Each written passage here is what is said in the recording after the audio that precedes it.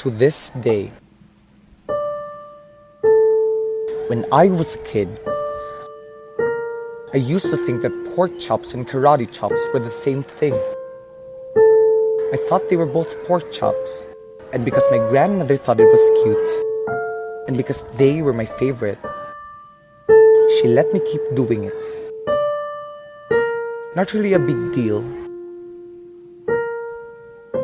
One day, before I realized fat kids are not designed to climb trees, I fell out of a tree and bruised the right side of my body. I didn't want to tell my grandmother about it because I was afraid I'd get in trouble for playing somewhere that I shouldn't have been. A few days later, the gym teacher noticed the bruise and I got sent to the principal's office. From there I was sent to another small room with a really nice lady who asked me all kinds of questions about my life at home. I saw no reason to lie. As far as I was concerned, life was pretty good. I told her whenever I'm sad, my grandmother gives me karate chops. This led to a full-scale investigation, and I was removed from the house for 3 days until they finally decided to ask how I got the bruises. News of this silly story quickly spread through the school and I earned my first nickname, Pork Chop. To this day, I hate pork chops. I'm not the only kid who grew up this way. Surrounded by people who used to say that rhyme about sticks and stones, as if broken bones hurt more than the names we got called, and we got called them all. So we grew up believing no one would ever fall in love with us, that we'd be lonely forever, that we'd never meet someone to make us feel like the sun was something they built for us in their tool shed. Don't tell me that hurts less than a broken bone.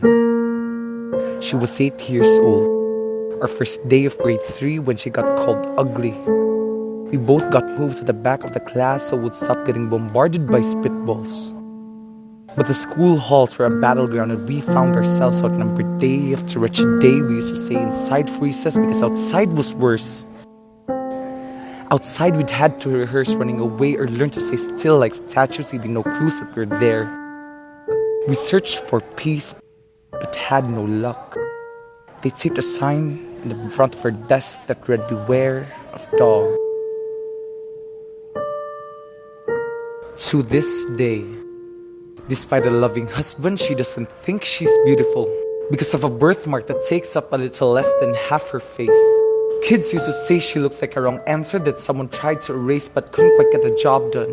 And they'll never understand that she's raising 2 kids whose definition of beauty begins with the word mom. Because they see her heart before they see her skin, that she's only ever always been amazing. He was a broken branch grafted to a different family tree. Adopted, but not because his parents opted for a different destiny. He became a mixed drink of 1 part left alone and 2 parts tragedy. Started therapy in 8th grade, had a personality made up of tests and pills, lived like the uphills were mountains and the downhills were cliffs, 4/5 suicidal, a tidal wave of antidepressants, and an adolescence of being called pauper. I wasn't the only kid who grew up this way. To this day, kids are still being called names. The classics were "Hey Stupid," "Hey Spaz." Seems like each school has an arsenal of names getting updated every year. All of these were miles ahead of who we were. We were freaks. Juggling depression and loneliness, playing solitaire, spin the bottle, trying to kiss the wounded parts of ourselves and heal. But I want to tell them that all of these are just debris left over when we finally decided to smash all the things we thought we used to be. Because maybe you didn't belong to a group or clique. Maybe they decided to pick you last for basketball or everything. Maybe you used to bring bruises and broken teeth to show and tell but never told. Because how can you hold your ground if everyone around you wants to bury you beneath it? You have to believe that they were wrong.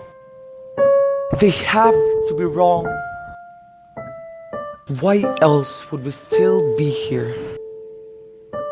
We grew up learning to cheer on the underdogs because we see ourselves in them. We stem from a root planted in the belief that we are not what we were called. We are not abandoned cars stalled out and sitting empty on some highway. And if in some way we are, don't worry. We only got out to walk and get gas. We are graduating members of the class and we made it. Not the faded echoes of voices crying out, names will never hurt me. Of course they did. But our lives will always continue to be a balancing act that has less to do with pain and more to do with beauty.